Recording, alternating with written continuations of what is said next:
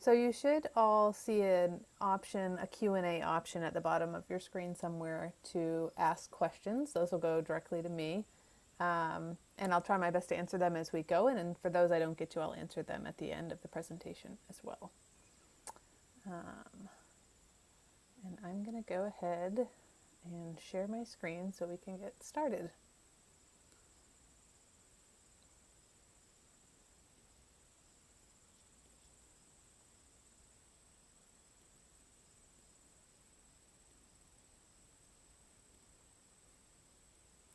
So my name is Caitlin Barker. I'm the Community Engagement Coordinator at MOFGA. I've been in this position for about a year, a little over maybe a year and a half. I'm familiar with MOFGA. I've gone to the fair since the 80s, back when it was at the Windsor Fairgrounds. I volunteered as a teenager at the fair, and then once I became older, married, had kids, brought our kids to it, and then I also worked for a local organic vegetable farm as a vendor at the fair. So I've been to the fair and know a lot about it, but I've never been in this position as a staff member for an in-person fair. So I'm very excited that that is happening this year. Everybody is, and things are getting really busy at the office as we prepare for the first in-person fair since 2019. So volunteering at the fair, let's just jump right into it. First, we'll start with an overview of what MOFGA is. So for those who don't know, MOFGA stands for the Maine Organic Farmers and Gardeners Association. We're in Unity, Maine, just northwest of Belfast, southwest of Bangor, for those who've never been. Founded in 1971, we're the oldest and largest state organic organization in the country. We do a lot. We do community education. We work in the legislature. We have a lot of workshops, programs to help new farmers. We do the fair and other events throughout the year, and we also certify. We have an organic certification department that certifies producers in Maine and beyond. So we have volunteering opportunities actually all through the year, not just at the fair. The fair is our most well-known event, obviously. It's because of its size, but we have events on site right in Unity. We have Seed Swap and Sign Exchange, which happens in the spring. Bread and Brews, which we brought back this year. It's an event, celebrates Maine grains and the people who grow them. And we had workshops, demonstrations, great food, live music that happened this summer. Heyday was another event we had, which was all about managing fields and forests and different methods, and a lot of educational content at that. Great Maine Apple Day happening again this October, all about apples. And we have more. And all of our volunteer opportunities at these events involve things like setting up, registering attendees, helping presenters set up, helping out with breakdown of the event, and a wide variety of jobs. All of those can be seen on our new volunteer website, mofga.vomo.org, which we're going to talk about in a little bit and dive a little deeper into it. So the Common Ground Country Fair this year is happening end of September, the 23rd through the 25th. It spans 3 days, and it really would not happen without volunteers. We have close to 2,000 volunteers who attend. It's one of the biggest volunteer events in Maine that help put on this whole fair. I mean, sometimes we have close to 20,000 attendees in a day, and we could not put on this event without the volunteers who power it. Shifts almost always run about 4 hours. Volunteers can sign up for one or multiple, and for each shift they get free entry into the fair for the day, one free meal at the Common Kitchen, one free night of camping, and a volunteer t-shirt, one per year. And this year that'll feature the raven with blackberries, which is the design that was picked for this year's fair. For those who haven't seen it, it's on our website as well. I'll continue here. So who can volunteer at the fair? Honestly, just about anyone. I can't think of anyone who couldn't. We have a lot of volunteer opportunities that involve sitting down, standing up, being outside, being inside in a group, on your own. We try to make space for anyone and everyone who's interested in volunteering because we appreciate it so much. Some volunteer shifts do have age minimums. So the Common Kitchen, safety, and parking all have minimums between 16 and 18 years old. And we ask all volunteers that volunteer on their own that they be 13 or older. So if you have children or grandchildren or people in your life who are younger than 13 who want to volunteer, we ask that you volunteer along with them. So we welcome families bringing their kids along. Sometimes if they have young kids, partners will take turns, or family members staying with the younger kids while someone volunteers and then switching off. But if they're old enough to help out and join you, we welcome 8, 9, 10, 11, 12-year-olds to join the family and volunteer along with them. And just for those who are just joining, I'm Caitlin Barker. I'm the Community Engagement Coordinator at MOFGA, and I work with volunteers across the organization. And if at any point anyone has questions, you can go ahead and add them to the Q&A icon at the bottom. Hopefully everyone has it at the bottom of their screen, and they'll go right to me. So, how do volunteers sign up for shifts? I'm just realizing the sun is directly in my face, but hopefully you're just looking at the screen. Volunteers are going to visit our new website, our new volunteer website. In the past, we were using a program called Volunteer Hub, and we shifted away from that last year because of some changes with the software and some bigger changes MOFGA-wide with software that we're adopting. And this new software, powered by VOMO, can communicate back and forth with the new software that MOFGA is taking on. So the website is mofga.vomo.org. And when people go onto this website, they'll create a free account, and it isn't related to MOFGA membership. That's a common question that people have. It's a free account, and once you do that, you can view available shifts. So I'm going to do a quick demo of VOMO, and I may not be able to see your questions while I do this, but I'll check when I come back in. So when you go to mofga.vomo.org, this is the site that will come up. And as you scroll down, campaigns are basically a larger umbrella term for events or areas of MOFGA. So we have the main heritage orchard, which is part of MOFGA. People can check out the active projects here, or events like Bread and Brews and the Common Ground Fair. Over here we also have MOFGA projects. That's general projects around the grounds that come up. Like we had a mailing a couple weeks ago that we needed some extra help with, so we put that up on the website and people were able to sign up there. Just below here, you'll see the locks over all of this. This is because I'm not currently logged in and I haven't registered. So I'm going to go through the process of joining VOMO so people can get an idea of what it looks like. So the first thing you're going to do is click join, and a pop-up will come up that says to create your account. And I'm actually going to take off my info so you can see right from the beginning what it looks like. So we'll go ahead and call this a test account.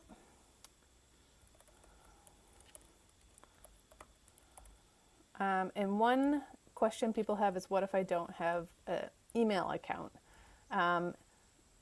It will require that you put an email account in this. You can always put, there we go. You can always make one up, because honestly, I won't use this if you don't need to be contacted if you don't have an email. It's basically used for you to check in at the fair. So it gets your name in the program and on the list for the area you're volunteering at. Most people do have emails, but very occasionally I'll run across someone who doesn't, and I will create an account for them. Sometimes I do it at volunteers. It doesn't really matter. It's just to get your name in. The reason there is I'm just going to pick a year. The reason there is a birth and month year ask on this registration is, again, because of the age minimums. So if a 14-year-old was creating an account and put in their birth date, they wouldn't be able to join those projects that are 16 years and up or 18 years and up. The other thing that I want to mention about registering is that VOMO uses Google Maps to fill in the address. And sometimes some addresses, P.O. boxes and some really rural addresses, don't show up on the Google Maps, and it won't let you register without putting an address in. If you do have a P.O. box or an address that's not registering on Google Maps, you're welcome to put in MOFGA's address, which is 294 Crosby Brook Road in Unity, 04988. That's on our website, or you can also just Google it. And then, I don't know why they asked gender. Nobody needs to fill that out. And then you're going to click Create Account. It'll bring you to this page, which is, well, we're not going to say that, which is going to ask you to read our guidelines, you can click here to view the PDF of MOFGA's volunteer guidelines. And once you've done that, click the check mark and click submit. That's the registration process. That's the whole of it. You now have an account. You created, your username is your email address. Your password is the one you put in when you created your account. So you're going to want to make a note of it if your laptop doesn't automatically save it, or if you're on a public computer or someone else's computer. And now you're on the volunteer website, and you can scroll down and see that all the jobs are unlocked now and they can be viewed. So the first thing I'm going to do, just to make sure I don't see any jobs that aren't fair related, is click on the Common Ground Fair so I can see what's available.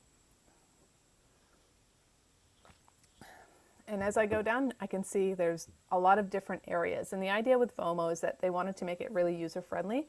So they have a page for each project. And each project in this case is each area of the fair. They call them projects. So I'm going to click on Country Store to start. You'll find that the first date for Country Store is Tuesday, September 20th. That's because we have some setup happening in the store. It's ahead of the fair. The location for all of these is going to be in Unity. Age requirements for the store is 16 and up because they're handling money and transactions. The details down here give you an overview of what's happening in the Country Store, and then also an email address to contact for more questions. That's always available. That goes to me. Down here are all the shifts needed for the Country Store. So you can see the date is right here. They start on Tuesday, September 20th, and then they just continue through the fair and through after the fair. Each job need has a different description. So some areas might just be general volunteer because they're all the same kind of shift. The store has different shifts because we need volunteers to play different roles in this store. So you can go down, scroll through and see, let's say I want to work at the fair. So I'm going to scroll down. This is Friday. Let's say I want to work Saturday and see what's about. Saturday is pretty full, but I bet if I go to the afternoon, it's not.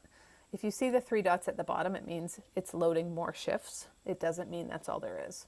So if you scroll down here, let's see if it does it. These 3 dots right here just mean it's loading more shifts. You'll see them pop up after a minute. So I'm going to do Saturday, and I'm going to do the 3 to 7 p.m. Country Store cashier role. Help with fast-paced retail sales, be comfortable handling cash, checks, and credit cards.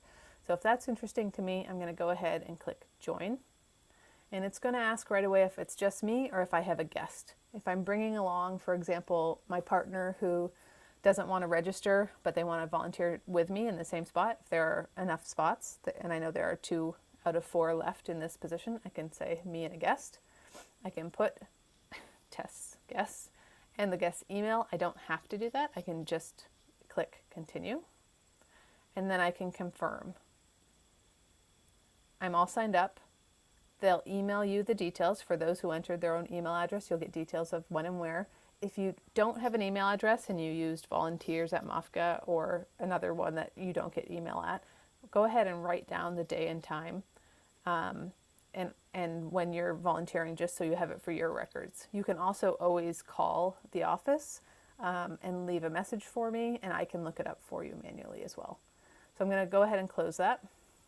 It reloads back to the top of the page, but now I can go down through and see that on, let's see, Saturday, I think it was, I signed up. Let's wait for it to load.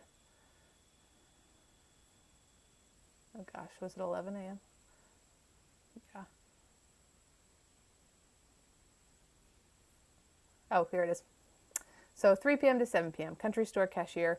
It will now say joined instead of joined because obviously I joined.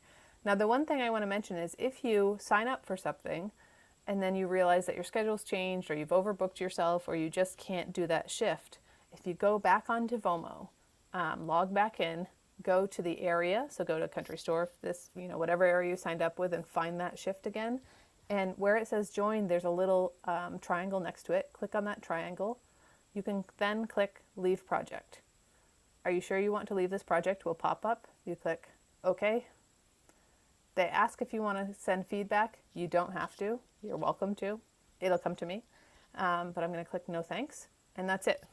Really easy to sign up and to remove yourself from a shift. So I'm going to go back and just go over a few of the areas. There's fair setup, common kitchen's a big one. I'm going to go through some of the areas later that aren't mentioned, but safety, fleece tent, a lot of these are, well, I shouldn't say that. Some of these are full. Volunteer check-in is full, for example, and you'll see this red, like stops, like circle with an X line through it. Livestock area is full. MOFGA's volunteer. Bike parking is full. Herb tent is full. The majority of ones that are full right now have a real low number of volunteers needed, but there are some that have a lot of volunteers and they're not even close to full. So we're still doing a lot of outreach and communication to hopefully fill those empty spots. So I'm just going to check for questions real quick. If anyone has questions specifically about VOMO or want me to show them something on VOMO, please feel free to throw a question in the chat or the Q&A box and it will come to me. I think that's it on VOMO. So I'm going to go ahead and go back to our webinar. I just want to jump to, there we go. Okay, so how do volunteers check in? You've signed up, you've gotten a confirmation email, the fair is approaching, and it's time to head there. So first and foremost, if you are volunteering on any of the days of the fair, the Friday, Saturday, or Sunday of the fair, you need to take into consideration that traffic and parking are going to slow you down, especially if you've signed up for a morning shift around when the time the fair opens. So the fair starts at 9 a.m. each morning, and inevitably there's a lot of traffic in both directions. There's two sides to Crosby Brook Road that you can enter, from the south and from the north, and they'll both be really congested. It's just one of the perks of living in a really rural area and trying to bring 20,000 fairgoers into a small space. Parking and the coordinators have figured out what so far is the quickest way to do it, but it's still going to take time no matter what. There's just so many cars. So leave plenty of time to drive in, be in traffic for a little while, park, and then also walking to the gate. The parking, for those of you who haven't been there, there's several large fields near the gates and then across and down the road from the gates. So you'll need time to walk or take a shuttle, especially if the south lot has a shuttle that goes back and forth for those who don't want to walk or can't walk that distance. So leave some time. So once you arrive, you're going to go to one of the two gates. So we have the north and south gate, also known as the Rose Gate in the north and the Pine Gate in the south. And that's where you're going to go regardless of whether you're volunteering or not. That's where everybody enters.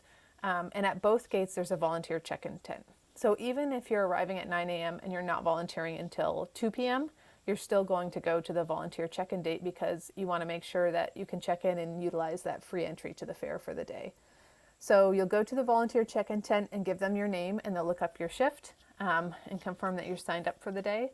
And then they'll give you information about where you're volunteering, directions if you haven't been on the grounds or know where the area is, answer questions you might have about how to get your meal ticket or your t-shirt, or basically any questions you have there, a good information spot.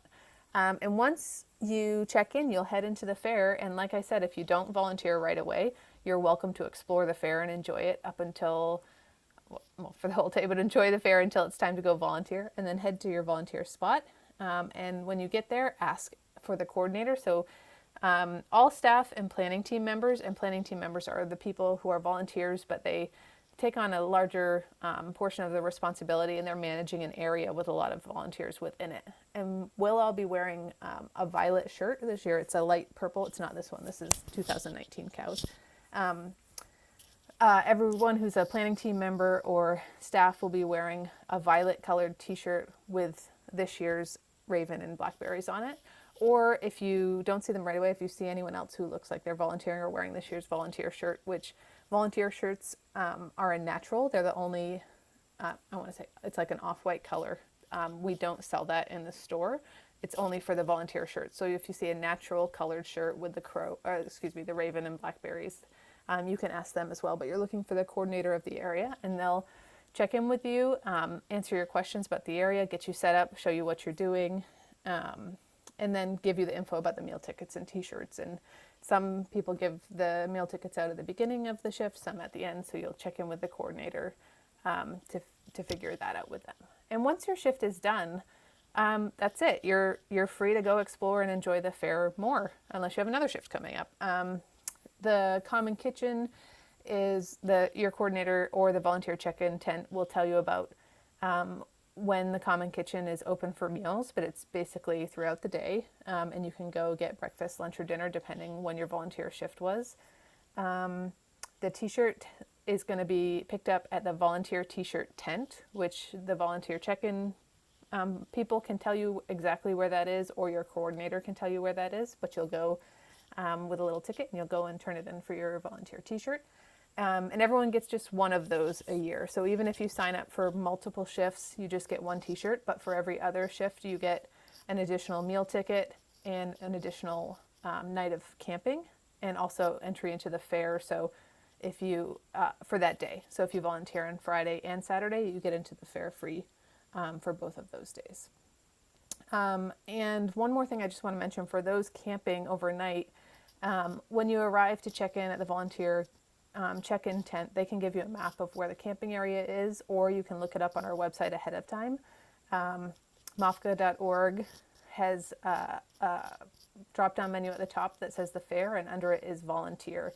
And if you click that link, it will bring you to a page that has all sorts of answers about volunteer questions, including about halfway down the page, there's a list of links, and one of them is camping. And there's a map, a link to pre-register for camping, which is basically just to gather contact information and numbers for how many people will have camping. And then you can check in for camping before or after your shift. There's volunteers down there checking people in throughout the day and evening. Just check for questions real quick. Okay, and we'll move on. So what kind of volunteering jobs are available at the fair? Fair gates is one. They are filling up fairly quick, but the one thing I want to mention about fair gates that's a little bit different this year is that we are doing a lot of pre-sale tickets ahead of time. So we're hoping that the majority of fair goers purchase their tickets ahead of time. They are good for any day. So if you know someone who wants to purchase a ticket, they can do so and use it Friday, Saturday, or Sunday. They're not predetermined by day. And what that's going to do is speed up the line at the gates. So usually the line is a long snaking thing with people taking time to buy tickets or up their membership. And instead we're hoping that pre-sale tickets will allow us to quickly get people through the gates. So one of the volunteer jobs is scanning tickets. Another will be handing out MOFGs, which is the Maine Organic Farmer and Gardener, our quarterly newspaper. And the Fair Book edition has it's a bigger edition. It has the full schedule for the 3 days, as well as info on some of the workshops and our keynote speakers.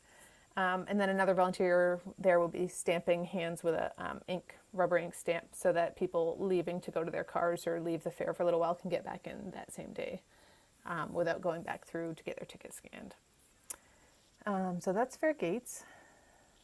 For those wondering, you can still purchase tickets at the gates, but we're hoping to have way fewer people doing that to speed everything up and create less congestion in that area. Parking is another area, and this one in particular we have a really significant need for, so I'm doing a lot of outreach to see if we can get groups to join to volunteer. Anyone who can help, it's wonderful. We have lots of shifts that aren't filled yet, and this is a really integral part of the fair, because the logistics of parking, when it goes well, everybody gets where they need to go safely. When we don't have enough volunteers, it slows way down. They just do the best they can, but we really need to fill those volunteer slots. So if you know of people or organizations or college groups or businesses who want to bring a group of people to volunteer, it's a great group activity as well, because a whole bunch of people can volunteer in the same area together. A couple other areas, the country store, that's a big one. We have the MOFGA country store right on site at the fair, where we sell all sorts of merchandise with the current year's artwork on it. So we'll have t-shirts, aprons, bags, posters, hats, all sorts of things. All of the, except for the hats, we'll have the raven on them. We also sometimes have older years merchandise to sell at the store. I'm not sure what our store manager, Lucy, is bringing this year to sell, but we often have tons of this year's artwork and some of previous year's artwork. And this store is a big job because it takes, we have thousands of people coming in and out of the doors every day to buy their merchandise, and they're really excited about it. So we need volunteers for that area as well. A fun one, Bean Whole Beans demonstration. That only takes a few volunteers, but it just speaks to the variety of volunteer jobs that are available at the fair. Compost and recycling is another really important job that requires a good number of volunteers. So I don't have the stats in front of me right now, but the Common Ground Fair moves a ton of compost and recycling and divides everything up, and it's a pretty amazing system they have in place, all thanks to our amazing compost and recycling team, including area coordinators and volunteers. And this is another one that is great for groups of people to work together, and a lot of them get to visit, like travel around the fairgrounds collecting things, or see people, or be out and about doing this job. So it's a fun one for students, or like I said, organizations who want to come as a group together. This is a good area for that. Common Kitchen is another one. This is the kitchen that feeds the crew that runs the fair. So that includes staff, planning team, shift volunteers. All the people who put on the fair and make it happen have to be fed throughout the weekend and the week before and post-fair. And the Common Kitchen fills that need. So we have hundreds and hundreds of shifts to fill in the Common Kitchen. It actually operates 24 hours a day at the fair. So we have volunteers working through the night, in the early morning and late into the night before, baking, cooking, cleaning, feeding people. I have never volunteered. That's not true. I think I did volunteer in the Common Kitchen once, but it was during the day. So I've never done an overnight shift. From what I hear, the whole process is pretty fun and crazy. The food's delicious. That's where you'll go with your meal ticket to get your meal when you volunteered for 4 hours, or maybe multiple times if you volunteer throughout the weekend. The other thing I want to note that isn't in this presentation is that we have fair setup shifts 2 weeks ahead of the fair and a week or a few days after the fair. For those who are interested in volunteering ahead of the fair, you'll still receive all the benefits, and you'll receive a ticket to attend the fair for one of the 3 days. So if you decide to come do a fair setup shift with us in the 2 weeks ahead, much appreciated. There's so much going on. You'll get a ticket to the fair, and if you decide to come afterwards and sign up for a shift after, you'll check in with me so I can get you on a list. Children's area it's kind of known as the fair within the fair. It's this amazing area. I'm sure some of you on this have been to it before. It has its own stage for musical performances. It has an arts and crafts area called the Kids Cosmos, which is just full of all sorts of projects for kids to work on. This is not a random kid. This is one of my kids from years ago when she was young and cute-ish. And we also have a nail banging area, which sounds interesting for those of you. Some of you have probably heard of it, but it's literally a chance for kids to bang nails into planks of wood. It is always so popular, and we literally have a volunteer job specifically for that, to bang the nails backwards out of the wood almost all the way, so kids can then re-bang them in. We have giant bales of hay, so one of the jobs is the hay jumping area, and that's just overseeing kids to take turns climbing to the top of the hay and jumping into a big pile of hay. And that is also a really, really popular area. Face painting is another area, obviously, based on this picture, that is the fair is really well known for. And we also do a garden parade a couple times a day over each of the 3 days.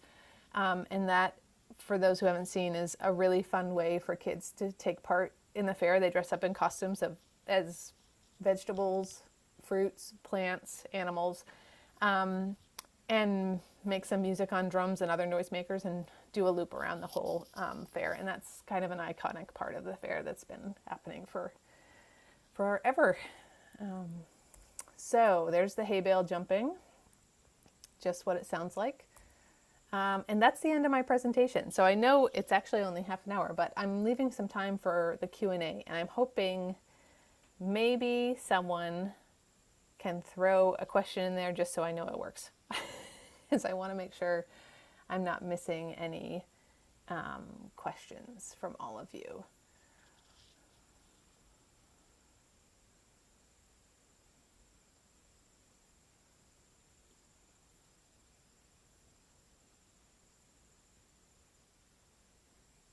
No, I'm not. Oh, wait.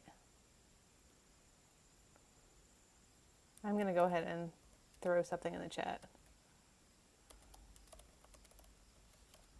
Oh, I see one. Great. Thank you, Barbara. So no question, just a comment. Thanks for that, Barbara. And then Anne says, my son and I are handing out flyers and taking tickets. Will we be able to stay together? If you're both signed up for the same gate at the same time, you will be very close to each other. So for those who have been at either gate, the Rose Gate, for example, has a big stone arch, and people will be lined up ahead of the arch. And the person taking tickets will be right near the arch, and the person handing out the newspapers or the fair book will be just beyond them. So you'll be able to see each other, and you won't be stretched apart, as long as you both signed up for the same gate at the same time. Someone else asks, I have volunteered for the sign-up tent. Will there be someone to assist me with the procedures? This is my first fair. Wonderful.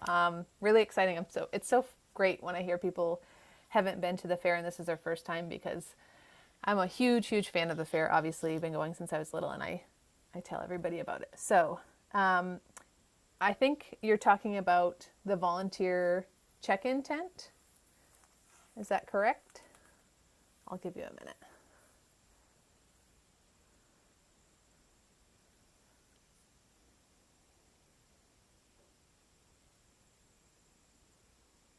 Perfect. So the volunteer check-in tent has an amazing crew of coordinators who have been doing this for years. I've met with them a couple times now, and I'm just so impressed with their level of knowledge and efficiency, and they will absolutely help you get set up with everything you need to know. I wish everybody had this level of efficiency in life. It's just amazing, and we know that it can't be that way, but it is a really fantastic team.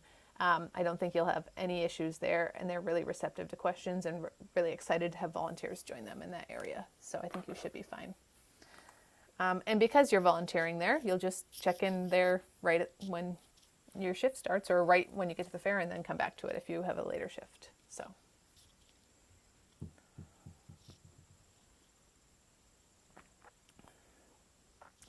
All right. Oh, I have to scroll down so I don't see them.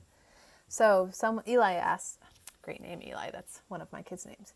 First time volunteering and camping. We plan to camp at the fairgrounds the night before the fair. What is the procedure for checking in before the fair?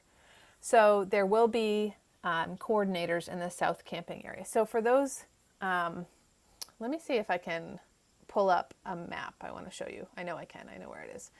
And I can show you where, for those who don't know, south camping is. And then I can also show you where you would check in.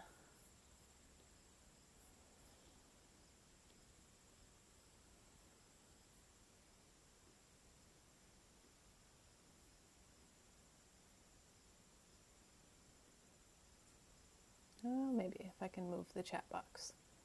Okay. So I'm going to actually share my screen one more time.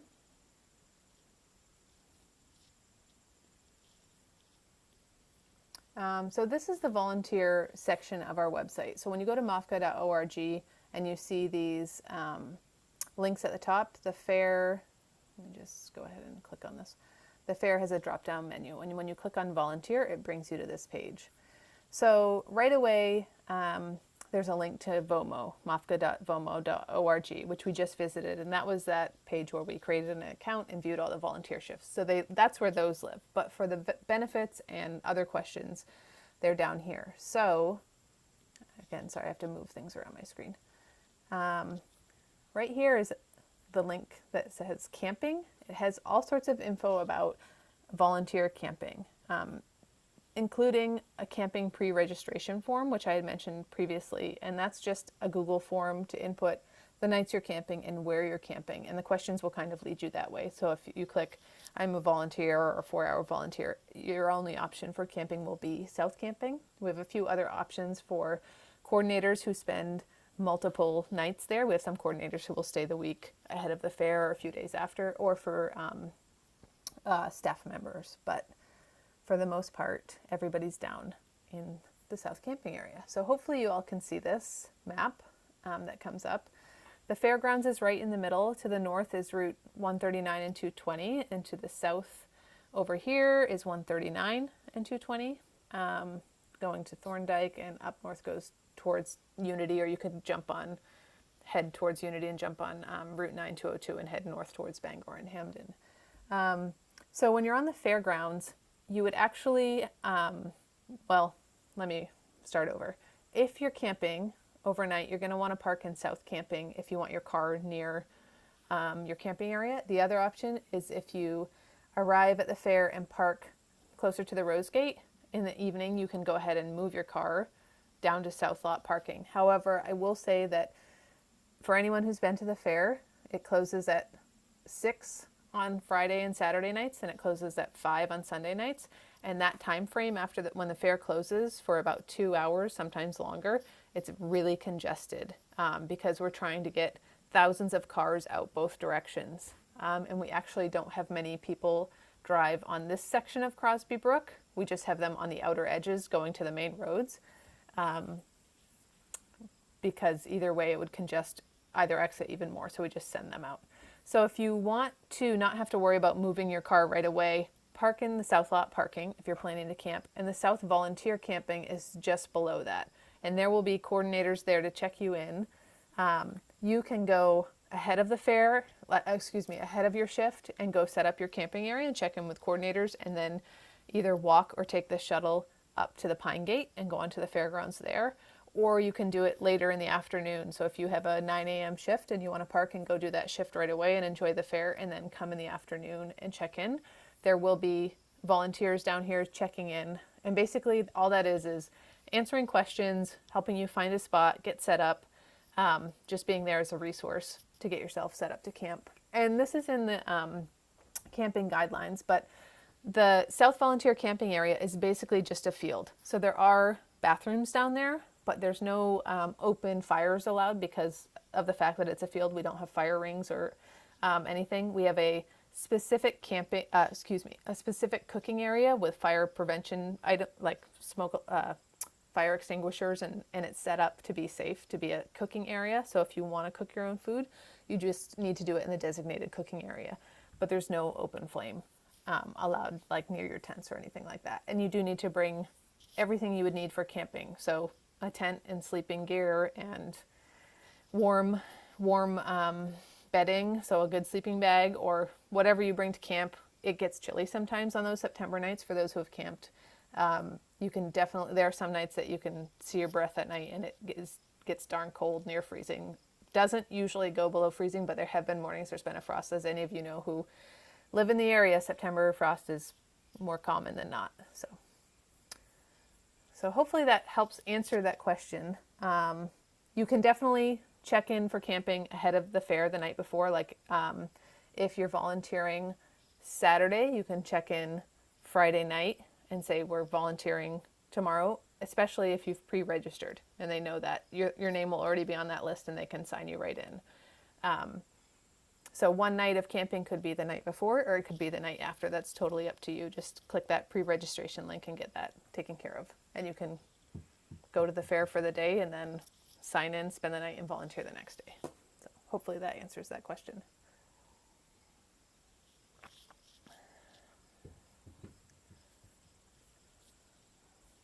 All right, so I'm going to see if there's any other things that jump out.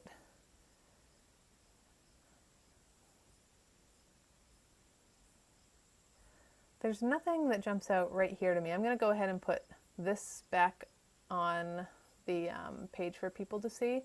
So a lot of MOFGA has been remote through the pandemic, but we're in the office a lot more often now. And as the fair gets closer, there'll be more people in the office daily, including myself. So My email, volunteers@mofga.org. I'm on every day, and my phone is my office phone, and some days I'll be there to answer it, and some days that voice will go right to voicemail, which will be forwarded to me. And I'll return your calls and get back to you. So let's just see. What time should we be there Friday night to camp if we are volunteering Saturday morning? Ooh, that's a good question because you want to avoid the traffic. You know, I'd almost say Friday afternoon, you want to be there early evening, late afternoon if you want to avoid that traffic. There's going to be volunteers in the camping area late. In fact, they might be in there overnight. So you could go later in the night and check in. But if you want to get set up while there's still a little bit of daylight, you might want to go earlier in the afternoon. Like, you might be able to get a nice spot at like 4 before the crazy traffic starts. And then you can get checked in and set up while it's still light out and relax at your tent and then go to bed and get up and go volunteer. But there is that time frame around the 6 o'clock hour, and it starts a little before and it gets worse from 6 to 7 to 8 kind of thing on Friday night and Saturday night, and a little earlier on Sunday afternoons when traffic is just crazy, and you won't be able to get in. You'll have to wait. They're just doing outgoing traffic at that point.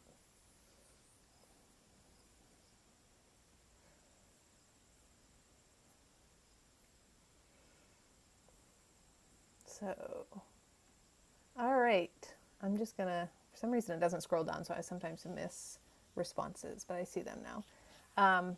If anybody else has any questions, you're welcome to put them in the chat. Or we can wrap up early, and like I have right here, my email and phone number is there. You're welcome to contact me anytime with any questions that come up after this.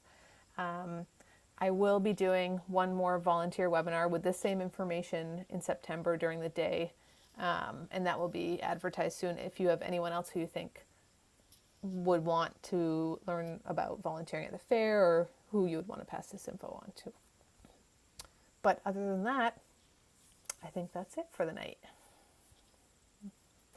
So thank you all for coming. I've recorded this. If anyone needs a recording for any reason, let me know. But that's it.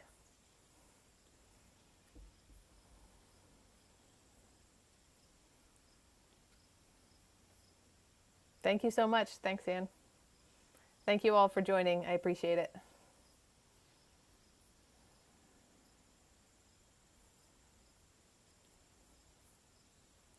Thanks, Barbara. Have a nice night, everyone. Enjoy these last few days. Well, I say last few days of summer before my kids go to school, but last bit of summer. And we'll see you in September, hopefully.